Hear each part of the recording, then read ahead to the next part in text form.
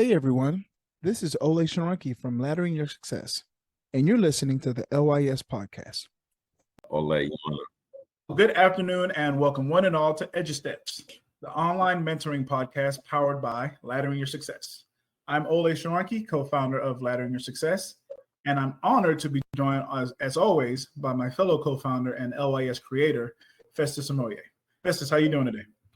Hey, I'm doing really well, and it's good to be here, good to be rested. You know what I'm saying? You had somebody told me this weekend, call it daddy nap. He was like, it's like, you fall asleep on the couch, barely getting up, so it had some daddy naps. So that's always good. That's always good. Awesome. So today our topic is going to be a part 2, and it's entitled, How Did Our Kids Get Like This? And so for those of you who aren't familiar with how the podcast kind of works, is we usually have a topic that we discuss, but if we do have someone that's is looking for guidance, is looking for help, is looking for understanding, or just trying to deal with life, we usually deal with that first before we go on with our topic. And so we're super fortunate today. Oh, Mark Crawford, how you doing today? It's like, oh, there he is. How you doing today, Jamark? Hey, I'm good. Happy to be here. Good seeing you. So we have a guest on today, and so what I want you to do is go ahead and introduce yourself and just kind of tell us what brings you by today. Wait a second. Before that, Ole, let me just kind of give Shay a little background so then she can kind of familiarize. So Shayla, when I was in high school, I had a lot of trouble. My parents passed away. And so this made like figuring out life after high school really difficult. And so I basically founded Laddering Success with the idea of trying to make it easier for other people to figure out what they want to do after high school. And so the journey just kind of grew over time. And so basically we say we leverage technology to create lifelong learners. And so on the podcast, what we want to do in these episodes is like people kind of unravel some of their issues, find some solutions, and then that way, you could go on and just do great things in your life. And so that's kind of the background. And so please introduce yourself and then kind of let us know where you're stuck. So my name is Shayla Rambo. I will be graduating Texas A&M University on August 10th. So I'm pretty much done. I just have to walk. I majored in communications and I'm getting a certificate in social media. I originally went into college with a kinesiology major, wanting to pursue physical therapy. And then I ended up changing it the end of my sophomore year and went into communications from junior to senior year. And then now I'm trying to figure out what I want to do. You said communications with the focus on social media? It was like, I'm a bachelor's of science in communications. And then with that, you have to get a certificate. So it's kind of similar as to getting a minor. And so I just did social media mainly because it just went along with what I already had and stuff. I don't know if I necessarily want to do social media. Okay, so you just went to A&M, used your parents' money, and now you're like trying to figure out. I'm trying to figure out what I'm going to do with that. Like, oh, you just got out here and just start roasting me, man? Okay, cool. So yeah, we'll go over this method that we came up with called being, knowing, doing, and then we can. Let me know if you need me to share, Festus. I've got it up. You got the being, knowing, doing up? Okay, yeah, go ahead and do that because I was hoping I could draw it, but yeah, go and pull it up. So we came up with this concept called being, knowing, doing, and so Ole's gonna share it here in a second. So there's 3 elements, right? So you're gonna see these 3 circles, and in these 3 circles, we talk about being, right? And so being has 3 different layers to it. It's character, values, and principles. Okay.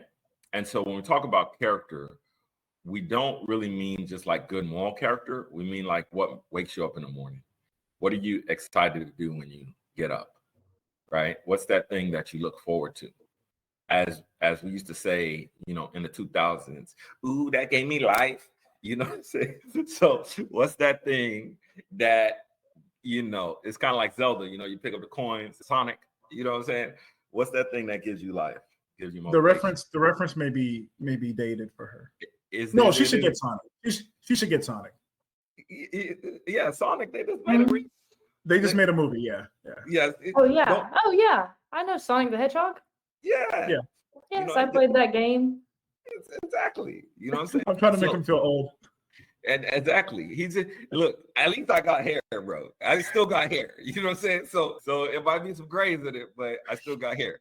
So anyway, so between being, the next circle is knowing. And so knowing is what resources are available and how to use them. So for example, there's resources on campus. You still got a little while before you're off campus totally, but you're doing graduation stuff. But now's a good time to dig into how you can leverage the campus and the offices there on campus. So for example, they have Office of Alumni Relations. They're going to have Office of, usually they'll have like either a career and calling or a career office, different types of things like that. You want to start gathering that information while you still have access to it, right? So, but you have to know that they're there. So one of the things while you're preparing for graduation, I would say is go start talking to people. Either if you know some alumni, say, hey, what was it like when you graduated? What do you regret? What are you glad that you did? You know what I mean? But then talk to the people on campus to say, hey, listen, what are the resources you offer for alumni and graduating seniors? I know you gave me the little folder. They'll give you the little folder. Oh, congrats, you're getting your degree. Tell me what's in this. What are these papers about, right? So you want to do that number to know what resources are available for you. Maybe for example, you went to A&M. You went to A&M in College Station? Yes. Okay, so then you want to look at, are there alumni clubs in Houston, right? So if you moving back into your parents' house, you're not just sitting up at their house all day. You know what I'm saying? Because they probably like, yo, you need to get up out of here. You know what I'm saying? Mm-hmm. So you don't want to find those resources, right? But you have to know that they exist and how to use them. So when you find out that they exist, then you want to talk to people. Well, what's the best way to use this resource, right? Is it to call? Is it to email? Is it to, all of that stuff, right? So then the last circle is doing. So the circle on the bottom is doing. And so that's creating a plan, having a process, and then being able to execute it with excellence, okay? And so this is where a lot of people get themselves in trouble is they just start planning stuff and doing, and they're like, yo, it's not working out. You know what I'm saying? Well, number one, it's not really a process that they're going through. They're just more of, hey, I'm doing, right? And they're not even maximizing the resources that they have. So now we're going to kind of come between being and knowing, okay? So when you know your character, values, and principles, so you know what wakes you up in the morning, you know what you stand on, you know what you're for, and you know why you're for it, okay? Between who you are and what you know is the relationships you need to establish, right? So if there's people who are for the things that you're for, and they know why they're for those things, right? Then now we have some common ground to build relationships on, because they know stuff that you need to know, but if you don't have a relationship with them, they're not going to information, right? You feel what I'm saying? So next, between knowing and doing, that's academia and skill sets. So when you know what's available and how to use it, and then you do stuff, you're going to start developing your skill sets, but you're also going to need to know more stuff, right? So it's kind of like, now this is probably a dated reference, Alice in Wonderland. I know Alice in Wonderland. Okay. Because I know they did a remake with Johnny Depp, but that was like... No, I know the cartoon one. Okay, you know the cartoon. Okay, so you remember the rabbit and going down the hole and the swirl and so it's like, I don't know if you go online and like follow conspiracy theories now. You know what I'm saying? You like on TikTok, that's scrolling on TikTok and you're like, let's go see what they talk about. And it's just like it keeps going and going. So that's the balance of knowing and doing, right? And so that's actually an academic exercise. And then between doing and being, that is where you find passion and purpose. So when you know who you are, you know what you stand on, you know why you stand on it, and you're keeping it a buck, and you have your passion and your purpose, and you're doing what you do, you're gonna get better at those things, and you're gonna feel fulfilled. So this is the little concept that we came up with, and so now hopefully that helped to illuminate some things. So if you could kind of tell us a little bit more about, like, okay, where do you feel stuck? I feel like I just don't know like what job wise like I want to do. I originally wanted physical therapy, and then I kind of hit this little rut, I guess, where I was like, well, I don't know if I really want to do this, and that's kind of all I can do with kinesiology. And so I changed to communications just because it was broader, and everyone's like, well, you can do anything with that. Well, now that I'm through it, I'm just kind of like, I can do anything. It's just deciding what I want to do. And so it's just kind of hard for me to just kind of narrow down, just figure out like, what do I want to do specifically? This is good talk. So then what made you passionate about pursuing physical therapy in the first place? I've always grown up playing sports, and so I really like the sports aspect of things. I have always kind of liked like science and math and all of that. I had two older brothers who also like went into like kinesiology type majors and like worked out and stuff. So I think that kind of had like an influence on me probably to continue to pursue that, just because that's what I've been around. And so I guess that just kind of led me to therapy, and it was like, yeah, I want to do that.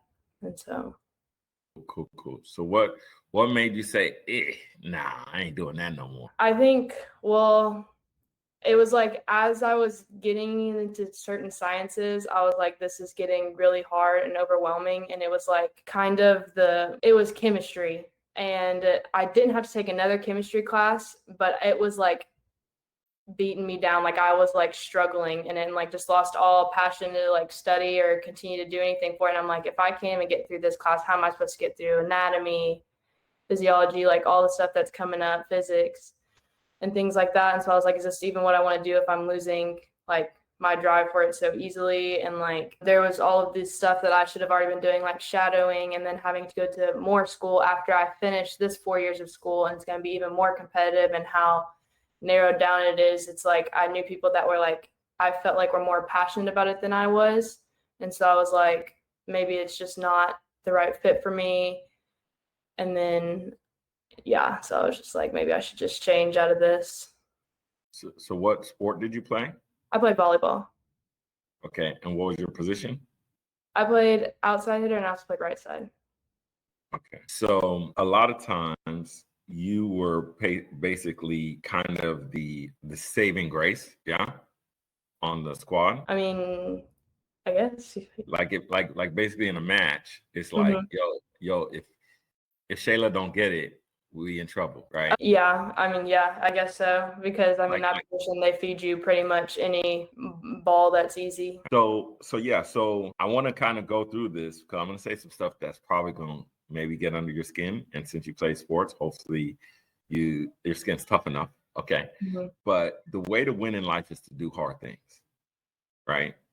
And so I'm not getting on you because of not pursuing PT, but getting on you for not doing the auxiliary things at the same time, right? Because one of the key things, and this is why mentorship is so important, is to try to find out about that career as much as possible. And so chemistry is a very small part of physical therapy, very, very small part. So I'm a licensed occupational therapy assistant.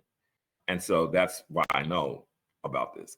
I've worked in the field for 14 years, right? And but I also want to commend you that you said, okay, well, maybe this isn't for me. This is something I'm going to do. And so this is the challenge with a lot of young people, and this is why one of the reasons why our kind of school system is failing is because what they do is they make you do all this academic didactic work with no hands-on practice. So because you don't have any hands-on practice, you don't know what that job looks like on a day-to-day. You know what I mean? So now when you're hit with this stuff, and it's like, trust me, there's unless you were going to go do PT research, right?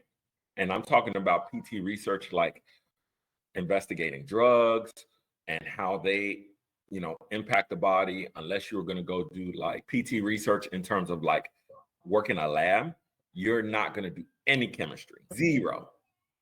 The most chemistry you would do is like, what prescription are you on? Okay, I hear that there's some side effects. That's it, right? You see what I'm saying? And so, but because you didn't talk to anybody, you didn't know that. You see what I'm saying? Mm-hmm. But hearing that you're really passionate about sports, you see what I'm saying? Mm-hmm. Then, you might have, shot yourself in the foot regarding the length of education. You see what I'm saying? Because once you switch majors, and this is one of the major problems, is that when you switch majors, now you took all these classes that don't necessarily align with that major. So if you want to go back and do that major, you see what I'm saying? You got all these classes that you took that you don't necessarily get credit for. And this is how the schools make money. Okay, this is how they actually enslave people. And so I hope you're taking notes, because I got some ideas for you to think about in order to pursue. Right, but that's the rough part. That wasn't too rough on you, was it? No, it wasn't too bad. Okay, cool. Like, I done got on this podcast. This got gray hair, and this bald guy, you know what I'm saying, is over here talking about my life. You know what I'm saying? But yeah, so that's what I'll say about that. Now, what drew you to communications and to that social media? I think, when I met with my academic advisor and stuff about it, because I was like freaking out, because I was like, I don't know what I'm going to do. And he was just saying to take like career aptitude tests and things like that. And all of my career aptitude tests, like none of them had anything to do with like medical stuff. And so then that made me freak out even more, because I'm like, I really chose the wrong thing. And then I think I was trying to look into more business things, even though I didn't really know quite what I wanted to do. I think I looked kind of into marketing, but the business school at A&M is so like difficult to get into that it was like there was pretty much no way that I would like be able to transfer into that. And so communications was just the best route to do that. Okay. That's kind of how I ended on that. No, so this is good. This is good info. So yeah, because I do have some ideas for you, okay? And based off of what you shared and being, knowing, doing, okay? So we already talked about that first part. You're going to go to campus, right, and start knocking on doors, or make some calls on Monday, make some emails on Monday, and say, hey, what do you have for graduating seniors? Because I'm getting out of here August 10th, and I need to know, you know what I'm saying? And I'm sick of my mama house. But then you're gonna consider doing social media and marketing for PT clinics. So since you have a certificate in social media already, and you're from this, so you can leverage that and say, listen, I love sports. I kind of like this communications things, right? Let me go see if there's some sports clinics that I can just say, hey, can I come to your sports clinic and shoot some videos for you? And I'll do it totally for free. And I just want to be able to shoot videos for you and ask you a few questions. And then you're going to ask them about their career. You're going to ask them about marketing. You're going to ask them, how do they market? Do they do online stuff? Why they don't do online stuff? And then you're going to shoot the videos for them and just give them the videos. And you're going to say, hey, listen, if you ever want me to come do it again, just let me know and I'll pick your brain. Hey, LYS fam, it's Ole. If there's one thing I love, it's something free. I'm talking free 99, un gratis. No shipping or handling fees, no gotcha fees, nothing like that. With that being said, if you're graduating soon or thinking about college or need a nudge or help to decide, then our free ebook, 10 Things to Think About Before Going to College, has a very balanced and open-minded way of presenting your next steps. It captures broad topics in a personal way by giving students an insightful, interactive, and reflective source of inspiration. It is very beneficial to be able to visualize some of the concepts after high school and apply them directly to you. We all know life, college, and career planning decision-making choices for students can be challenging, especially as they near the completion of high school. This book will provide you with a self-paced guide to your success beyond academics and into real life. Not only is it free, you can complete this book within a week. This will definitely prepare you for long-term success. To get your free copy, simply go to lys.com/students. I mentioned it was free, right? Well, if I didn't, it's free. Like for real, for real. Okay, back to the podcast. Okay. And then eventually you're going to come up with a charge for this, right? You're going to come up with how much you'll charge for this. But you're going to do that 10 times. Okay. You're going to find 10 PT clinics, 10 physical therapists to do that for. Okay. Why are you going to do that? Because what that's going to allow you to do, it's going to allow you to start getting around a community of people who are in that space. And so you can start to actually get to know what it is that they're doing, right? Like we said before, you've been in school for, years, high school 12, right? And then 4 years of college. And how many physical therapists do you know that you could say, hey, man, I've talked to these people about their careers. So I want you to find 10 of those, okay? And then by you doing their social media for free, there's a thing called the law of reciprocity, okay? And so typically when you do things for people, they want to do things for you in return, right? And so you're going to leverage the law of reciprocity where they're going to say, okay, she said the videos are free, so I guess I'll let her come. And then you're going to pick their brain. Oh, thanks. How long have you been a physical therapist? What do you like about it? What do you not like about it? Or what do you like about your patients? All of those different types of things, right? And so as you ask those questions, they're going to pretty much volunteer those questions because they're, pretty much you're doing something for them for free. They're going to just be like, oh, okay, I'll tell you. And then that's going to help to give you a framework for your decision making in case you do want to go back to school, right? So the problem with physical therapy school is a doctorate. And so unless you have top-notch grades, especially in those sciences, right, it's really hard to get into. Now, you do have some other options, okay? And so all of this stuff, you could go on, are you ready to write this down? BLS.gov, okay? BLS.gov. V? B as in boy. B. Okay. Yeah, Bravo, Lima, Sierra, BLS. And then you're going to look for what's called the Occupational Outlook Handbook. This is stuff your advisor at school should have told you and went through with you, but you paid them the thousands and not us. Cold-blooded. No, but anyway. And they're not even as funny. That's the part. But anyway, so what you're gonna do when you go to BLS.gov is you're gonna look at marketing careers, okay?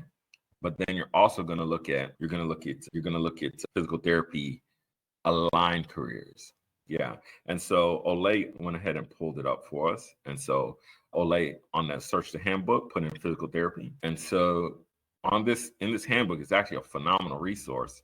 It breaks down all the information about a career, right? I mean, it tells you all of the different info about a career, how long you need to go to school, how much the career makes, all of these different types of things, right? And so when you go on here, you're going to look at other careers that are closely aligned, right? Because typically with kinesiology, you're going to end up, if you don't go into physical therapy, you're going to end up going into athletic training. If you don't go into athletic training, you're going to go into what's called physiotherapy or become a physiologist. If you don't do that, then you're going to do physical therapy assistant or physical therapy aide, or you're going to be a personal trainer. That's what it all boils down to for the most part. Yeah, Ole, go ahead and click physical therapy for me. And are you froze, Ole? I may be froze. Sorry. Okay, your screen's down. No worries. And it might have opened another tab, Ole. Check if it's in another tab. So usually that's what kinesiology boils down to. So these things are what's called a career cluster, okay? You never heard this term? So whenever you go into a career, there's what's called a career cluster. And these are the associated jobs, the associated careers with that particular career, okay? And so for example, Olay typed in physical therapy. And so these are the aligned career clusters, right? So like I said, athletic trainers, exercise physiologists, occupational therapy, orthodontists, those are other different medical fields. But again, those are going to require you to go to a lot more school, right? And so, but there's other things like physical therapy assistant. You could go do that at community college. Physician's assistant, that's a really great career. And to me, man, more people should do that. Recreational therapist, that's pretty good. But you'll see what those careers are like. Like you can see that tab right there next to physical therapy assistants and aides, how to become one. You click on that tab, it'll give you all the different details about that tab or about that career. But the big thing is you want to try to start surrounding yourself with people who are in their careers and find out if they're happy or if they're not, and what does that really look like. These are typically things that people should do during the summers when they're not at school, if they're not taking online classes. But if you played sports or anything like that, you're probably training for sports in the summer, you know what I mean? But yeah, that'll give you that balance. There. So then the next thing you're going to do is you're going to go find 5 business people who are in marketing, okay? And you're going to pick their brains. And so you're going to figure out something you could do for them for free. And it might be something like, hey, I'm going to get you 5 leads. What kind of business are you in? I'm going to go ask 5 people, will they meet with you? A business person is not going to say no to that. They're going to be like, what? Go get them, girl. Shayla, go get them. Bring them here, right?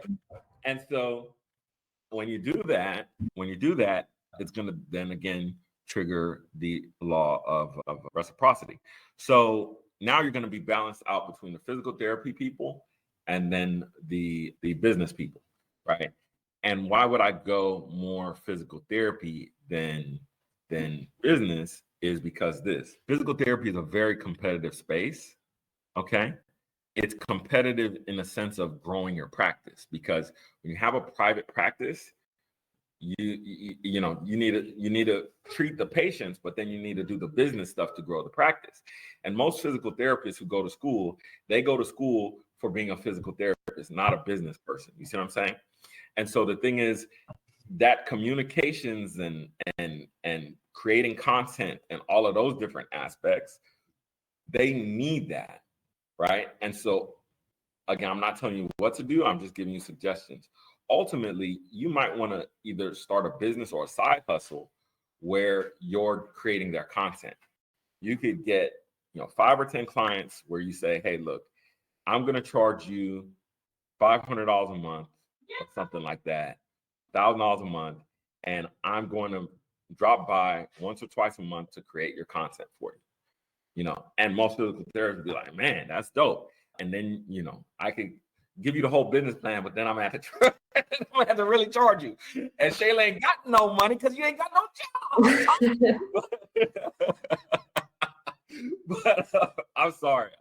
Okay, but that's it. So yeah, talk back to me. Was this helpful? Was this good? I think it was helpful, brought some new ideas of things that I could do and explore, and things that I guess I just didn't realize, especially with physical therapy and things like that. All right, cool. Well, that's awesome. Yeah, I'm sorry. Go ahead, Ole. No, go ahead, Festus. No.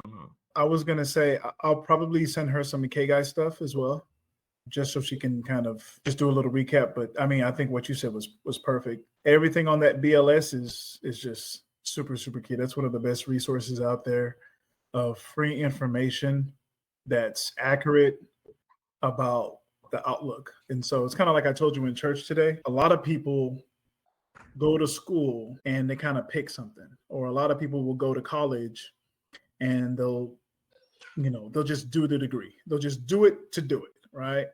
But especially in middle school, especially in high school, we were definitely never asked those things. And it's still happening today. Just young people are not being asked and told, what are your talents? What are your skills? What are your abilities? What's your passion? What's your purpose? And so that's one of the main things we want to do is we want to help people find their purpose first, and then find their vocation through that, or find their work or their job through that, as opposed to getting a job and then finding fulfillment in that, because most times people don't find their fulfillment. I'll use myself as a prime example. People would ask me when I was teaching, hey, what school did you go to for education? And I'd say, I went to school for finance. And that was one of the first facts I learned. About half of the people who work in a field, their degree has nothing to do with their job, right? And that's part of the thing is people were sold. I got a degree in finance because somebody told me you can make $80,000 a year being a financial analyst. Ask me if I ever was a financial analyst. I was never a financial analyst. All right. It never came to be. So I'm so glad you came. You can tell your mom you finally did the homework. You finally came on. You're like, it's done. I did it, Mom. So that's great. So did you have any other questions? No, I don't think so. Oh, perfect. Cool. You're charged for this. You're going to go on YouTube and you're going to subscribe to our YouTube channel. Okay. Got it. Sounds good. And then Spotify, do the same thing. Put in Word. laddering your success. Okay. Gotcha. Well, thank y'all. Oh, for sure. Absolutely. I was going to say, and tell your friends, if you got friends who are like, I don't know. So I met some guys, they may have some ideas for you, but tell them we'll charge. You get it for free, but tell them. Yeah. No. All right. All right, Shayla. Thank you. Thank y'all. All right, man. That was awesome. That was awesome. Awesome. Great stuff there. Yeah.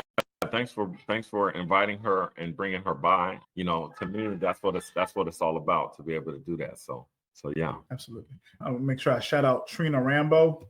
That's Shayla's mom. She has been, man, I can't tell you how long. It's probably been about 3-4 months. She's been, trying to get her daughter on. And every time I see her at church, well, first of all, thank you to Hill, and welcome, Hill. Didn't get a chance to welcome you. Welcome and thank you, because Daniel, so great, being the great evangelist that he is for laddering your success. He introduced us. He introduced me and Trina, Shayla's mom. And he said, yeah, this is the dude I was talking about. He did the stuff to help. Every time Hill's introduction is so straight to the point and so perfect, I'll do it for you right now. Hey, yeah. This is the guy I was talking about. He's the guy who does the scholarships and stuff. Helps y'all find y'all purpose. His name is Ole. Go ahead and tell him. And that's all he needs to say. That's all he says. So thank you for that. And so, she's been trying to get her on for a while. And so I'm so glad that she was able to get on and get the sauce, as Festus likes to call it. So let's do this. With the time that we have, I want us to jump into our episode, or our topic. How did our kids get like this, part 2? So we've had quite a few things happen. We had an in-person event. We had a storm. And so we're kind of, we've been away for a while, but we're finally back. And so before we left, we talked about how did our kids get like this, or why are our kids like this right now? And we're talking about essentially the lack of morals, values, lack of character, lack of respect teachers and admins are seeing in schools, the loss of innocence that a lot of our kids have, and the way it's manifested itself in several different aspects for our kids, right? Unfortunately, things like, deletion, things like, mental issues, social issues, all of these things, right? And so what we talked about last week, or the last time we were on, is we talked about digital distractions, overuse of technology. Shout out to the LYS team. We've started with our WhatsApp group with some of the kids, and Festus brought up doom scrolling, which even for adults is hard. I can't even imagine how tough that would be for a high school student, a middle school student, right? Changes in parenting styles. Gentle parenting is the norm now with a lot of parents. As we talk about the different types of parenting, most parents, even though they're there, it's almost like the equivalent of a non-involved or a parent that's not even there, right? And so they're wavering between that uninvolved parent and that permissive parent. They're basically, a lot of parents are in there. We talked about societal shifts, things that are happening in society, things that are happening in communities. And the thing that's happening in community is the fact that there is very little to no community, right? Some of these things lead to increased violence and crime, mental health issues. A lot of students have lower educational achievement. I think one of the things that kind of hurts me is I'm to the point now where the kids that I had my first year of teaching are getting ready to graduate. They're seniors this year. And, you may see a kid who, when you had them, they were so full of potential. I was fully aware of their talents, their skills, and their abilities. I saw so much greatness in them. And for better or for worse, I see, I thank God I've been able to see great in every student I've had. Even that student that I'm like, going to end up in Walmart. I still see something great in that kid, and I'm seeing some of them now, and I'm like, and you want to get sad, but you understand that as a teacher, you can only do so much. You can't, you're gonna wear yourself out if you're holding on and you're trying to be like Joe Clark. They used to call me Crazy Joe, now they call me Batman. You're gonna run yourself crazy if you try to do that with other kids, right? But, we talked about the loss of community. We talked about the loss in civic participation, mental health issues, right? So let's go ahead and let's just recap all of those different things and kind of bring it in before we spend a little time talking about solutions. Mental health. And I actually want to talk just a little bit about civic participation and community. Those things are pretty big. I was thinking about it the other day, and those were some things that were really important for me when I was growing up. And a lot of the things that I didn't realize were community actually helping me. So, my parents worked a lot when I was in high school, so I didn't get a chance to see my parents that often. But some of the other parents in football, some of the other parents in band were always there to offer advice or to just offer a quick word. I had some great teachers, as we all did, I'm sure. Didn't really talk to my counselors in regards to like feelings or help. It was more like, I need to get out this class. I'm not AP. I'm not AP material. I'm not pre-AP. Abort. Get out of here. Get me out. Get this. Didn't really talk to them much with that, but there definitely was that sense of community. But community starts from the family level, and then it goes to your local. So if you live in an apartment or a home, usually the subdivision, then it goes a little bit wider, your local community, district area, city, state, or region, state, city, state, all that stuff. How have we seen those things kind of erode in the last, I'll say, 15 to 20 years? And how is that, do you guys think has affected a lot of our young people, has it not? I'll leave that up for everyone. Yeah, definitely. I want to hear the other guys. Can you reframe the question? How has the erosion of civic engagement and community involvement hurt the growth of young people? Actually, Miss actually left. What'd you say for a second? How can we what? How has the lack of civic engagement and the erosion of like community involvement, how has that hurt children? Or do you think it has? Nobody watching out for each other anymore. I remember, man, somebody saw me on the street back in the day, like, David, did you know that your boy was over here? Boy, they always watch, good and bad. Like, if they saw me in town, they would bring me food. You know what I'm saying? They watch that. I'll never forget, man. They'll knock on the door because I had people work at Tyson's. And they're like, baby, need anything? He's like, okay, well, it's on sale. At the store, it's like $7, $8, but I can buy it from the place for $3. I need all of that. I need the whole rack. And then I guess whole community and parent engagement too. Wait, this counts as parent engagement or just like you talking about just everybody? Yeah. No, I totally agree. Parents are as a community. Totally agree. Yeah. Hey, LYS fam. It's Ole. Thanks so much for listening to LYS. I just wanted to take a quick moment to talk to the parents. That's right, mom and dad. Parents, prepare your child for their best educational fit after high school with our comprehensive LYS Parents Guidebook. Our helpful guide includes a range of activities designed to help you better understand your child's unique gifts and abilities. Additionally, we provide valuable insights into the student loan debt crisis and offer practical tips on how to avoid accumulating large amounts of debt. Our ebook also includes a wealth of information on scholarships, grants, and payment exemptions that can help guide your child towards a bright and successful future. With our expert guidance, you can rest assured that your child is well prepared to make informed decisions about their education and career path. Don't let your child's future be in jeopardy. Invest in their future today by downloading the LYS Parents Guidebook. Simply go to lys.com/parents to get your copy today. Now let's get back to the show because you know it's some good topics. I think Crawford even brought this up one week when he was talking about the kids on social media, right? Crawford, didn't you say that like the parents ain't watching something? And then I seen that's one dude, he's trying to warn people, and he's a young cat. Well, he could be old, may know people these days, but he like early 20s, and he's like, yeah, and he's catching people on TikTok saying, "Kids, come watch this," and they have a little whatever it's called, like a little game on the side playing half, and then they have a girl on the side talking, and it'd be something ratchet. And he'd be like, "I don't know why they telling kids to come watch this, but y'all need to watch out for this." And he a young cat, so that includes saying civic involvement because he's trying to warn everybody, hey, do not go watch these videos.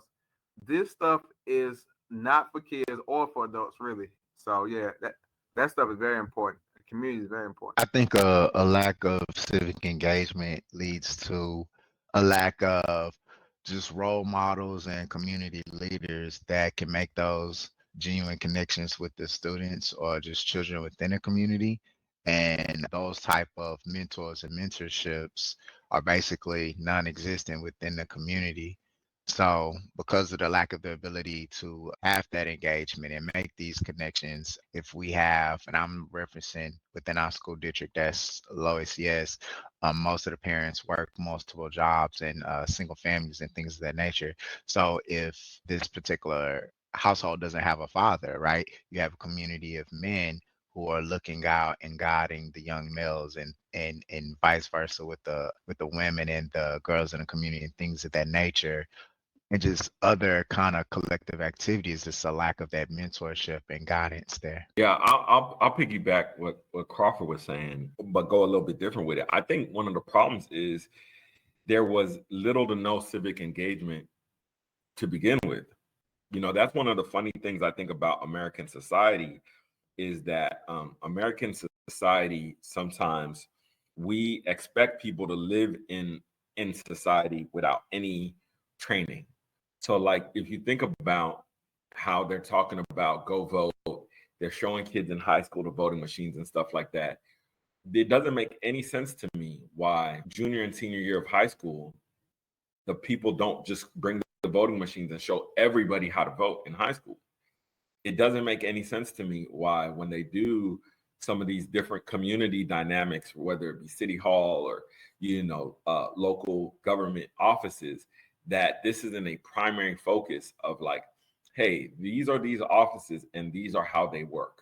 You know what I mean? And hey, why don't, again, town hall meetings and talking to students, those things should have been, because they've been in the country and been happening since the beginning of the country, pretty much. You see how little effort is put behind telling people about it. And part to me, and this is also, I'm just speaking from my personal experience, is because people were doing things in those meetings and in those occasions where they didn't want people to know about it. And so I'll just share a quick personal story, but it was one of the first times I went to go vote in a primary.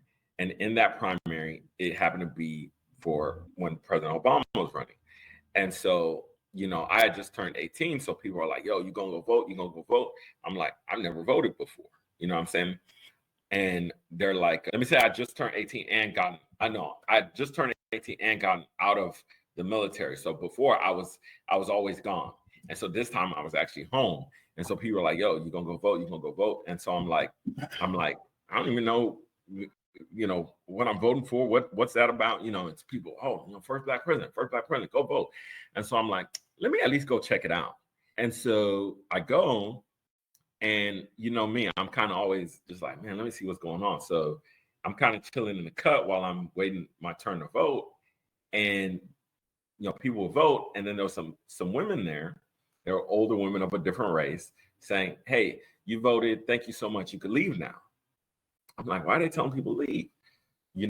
And so I'm just sitting back watching. And next thing you know, I hear somebody else say, no, don't leave yet, because they're actually, after everybody leaves, you get to vote on who the person is who goes to the primary, who ends up going to the convention. And I was like, convention? What the heck are these people talking? I said, heck, that's why I don't want you sitting here. I'm sorry. But anyway, so then this whole thing happens where you hear like these other older women talking about, oh, they rerouted the buses so people could go vote, and they went and did this and went and did that and da da da. And I'm like, but that's their right though. Shouldn't you be happy that people are exercising their right and civically engaged? And shouldn't you be having discourse regarding who should vote for who and why not? Like should just be part of the regular discourse. And so to me, that's where the civic engagement has gone. There's been a group of people who've had power by engaging in civic engagement while leaving others out. And so that's why they didn't bring it to the forefront in schools and different types of things like that, because they could do their deeds in the dark, so to speak. You know what I mean? And so how does this impact the kids? Well, it impacts the kids because as the nation starts to go south and sour, and they're witnessing the people around them, because kids are like sponges. They soak up what they're around. So when they start seeing, oh, such and such on drugs, such and such doing this, such and such, oh, you're more interested in doom scrolling than even saying, hey, yeah, I'm gonna put the phone down, let's plan a trip, or let's play a game, or let's watch TV, or let's go to. When they witness like, okay, it's all of that, then it's, well, shoot, nobody's interested in me, I'm not interested in nobody else, so that's what I share in short. So totally agree. I'm looking over my notes, and I'm not going to say anything because everything I wrote in my notes is exactly what we just said. So I'm just going to go to the next. It's like to the T. I think that's perfect. So we don't want to just sit here and talk about problems, right? We're sitting here talking about problems, not solutions, but problems. We got solutions too. So I want us to go over some solutions. And I think throughout history, and I think even till today, the majority of a lot of these solutions has to be from the home, right? It's got to start at home. So we're talking from the point of parents going from the uninvolved, the uninvolved parent, permissive parent, to becoming more authoritative. I wouldn't even necessarily say authoritarian. I would say, just being able to have that balance of discipline and compassion, right? When dealing with kids, hearing them out, trying to understand what they say. Festus, you said it perfectly. I think one of the most poignant things and I'm going to defend the kids here just a little bit. And I'm going to say one of the most important things about this generation is they more than other generations in the past are very, very observant. They're, you remember that, I think it was that Jay-Z song, The Streets Is Watching? Was that the Jay-Z, The Streets Is Watching? Them kids is watching. The kids are watching. And it's so funny because this is what makes them so amazing. You may see a kid, 16, 17-year-old, a full sleeve of tattoos, piercings, whatever. And you may be trying to pour into a kid, or you may be that teacher at the school or whatever. And you're saying, man, you wild, and you're doing this, you're doing that, you're doing this, you're doing that. And the kid will say something like, I see you cursing in the hallway with other kids. I see you cursing with other teachers. How you going to sit here and tell me I'm doing something wrong? These kids are watching. They're watching everything. So I think they're just reacting real time to the stimuli that they're seeing all around them. They got parents at home who maybe there, may not be there. They've got people in school, people in places of authority that aren't showing these characteristics that they think they should be seeing, right? So I think that's one of the keys right there. I guess that was just a random thought that came into my head that I wanted to make sure I said, but parental involvement in education, right? We got to make sure that parents are truly involved with kids, and that parents have access to knowledge and resources that they need to help their students. Do you all agree? What are some roadblocks? I don't want to go into why isn't this happening, but do you agree, and what are some roadblocks you may see? I agree with what you're saying, because it's almost like the past and people always preaching. People rather see the Bible than to hear the Bible. So you can't be talking about do this, do that, and you never acting like it, bro. So like your kids are watching, and they are watching. They're watching everything. And the only problem I have, I guess, with this one, maybe not say with this one, I'm worried about. That's the best way. I'm not having a problem. I'm worried about is that they watch everything and they believe everything. So that's another problem, though. So it's not, and I base it off of us kind of, because we always tell people to listen to our elders, but we never told the kids what the difference between older and elder. Elder could be somebody younger and knows more. there's people who are old and don't know nothing.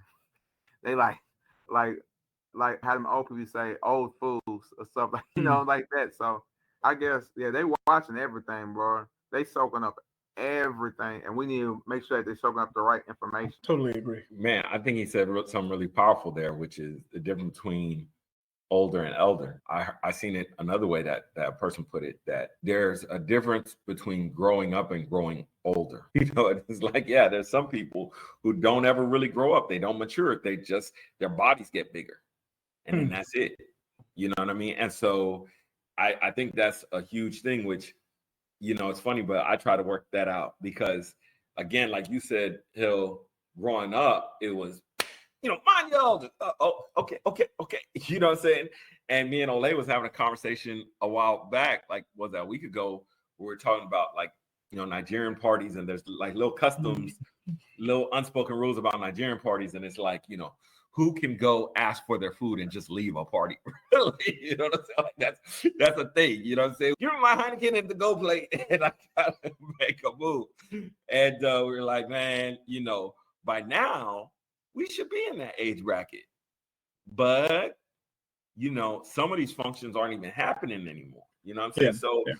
So it's that's a really interesting thing. But I would also say this in terms of a practical solution is, especially to men, young men, men in general, men of any age, develop a vision for your life and for your family. Develop a vision for your life and for your family. If you go to any company, they're going to have a mission, a vision, and value. If you go to any entity, there's going to be a mission, a vision, and values. They might not word it that way. They might say these are our guiding principles, or these are our core competencies, or they're going to name it some other different way. But you should have the same.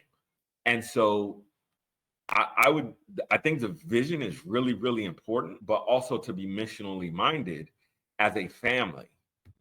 Because when you develop your own personal mission, vision, and values, again, being, knowing, doing can help set the groundwork for that.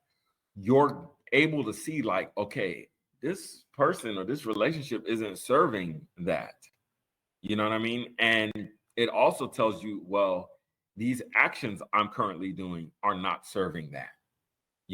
And we had a great leadership training with the LYS team Friday morning, and we were talking about how to prioritize and how to focus, and we're using these examples of, they call it the kind of four priorities quadrant, or the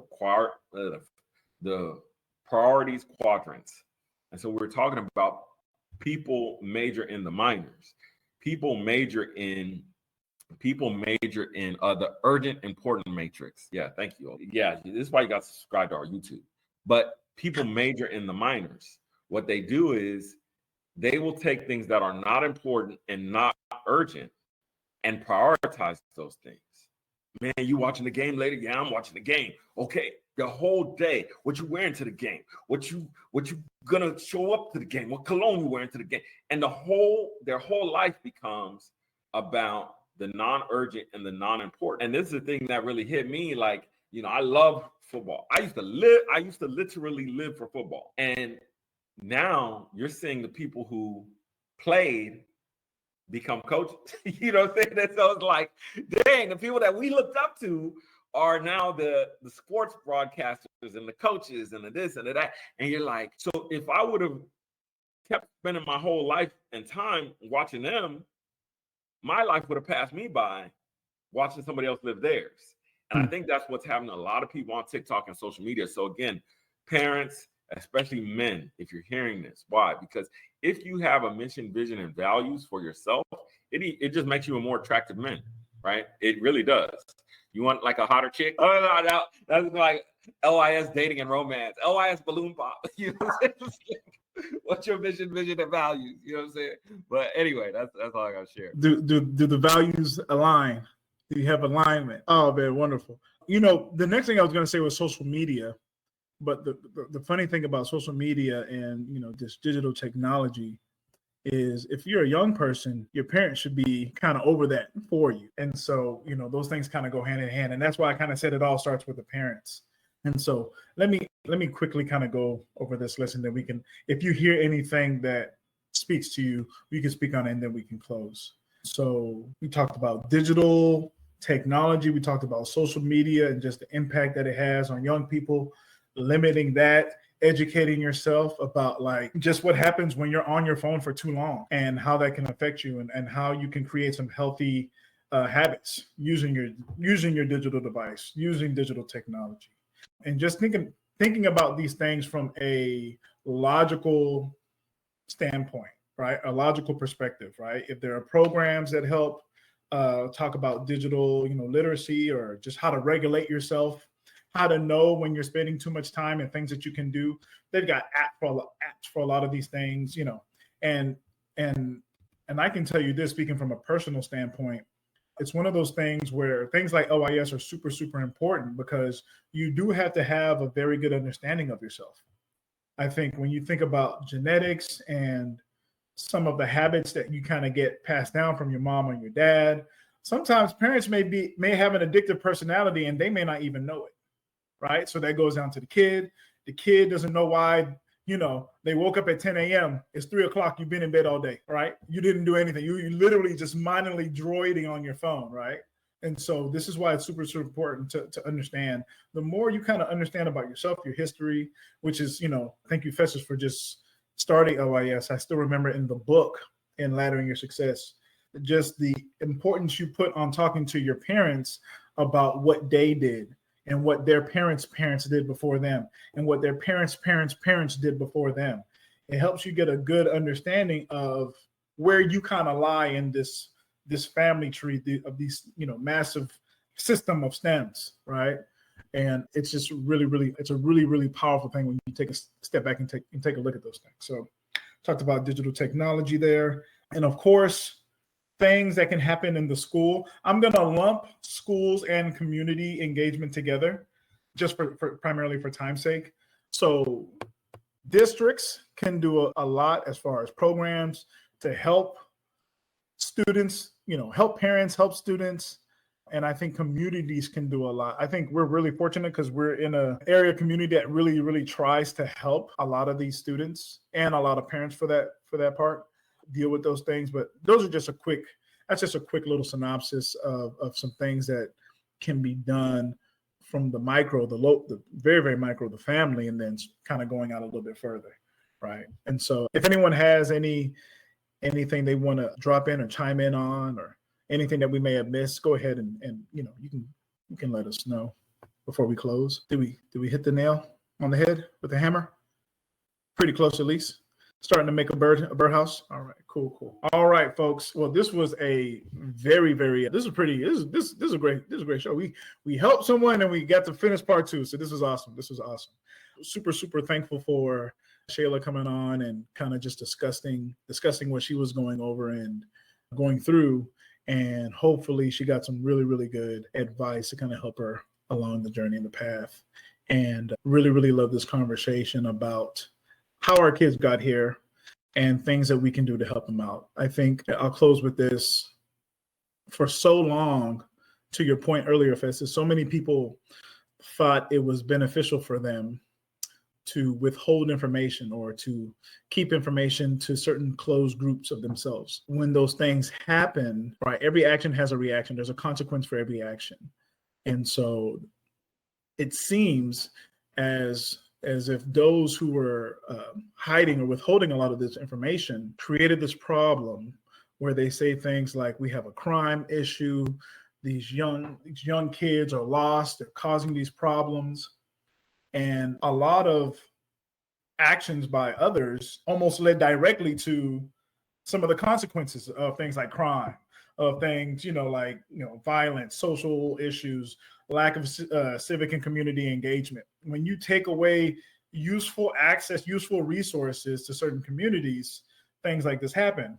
And so I think that's the power of things like LYS and so many other groups and nonprofits and social profits that go out that are geared to helping different communities, kind of like what we do. So really, really good conversation. I really enjoyed that conversation. Thank you, as always, to Daniel Hill to the future Dr. Jamar Crawford.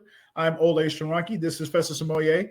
Festus, go ahead and give them the phrase that pays. So listen, there are legitimate excuses for not going to college. There's no legitimate excuse for not getting an education. Make sure you hit that subscribe button, that follow button, wherever you're hearing this. We'll see you on the next episode. Oh, you still there? Well, thank you so much for listening to the LYS podcast.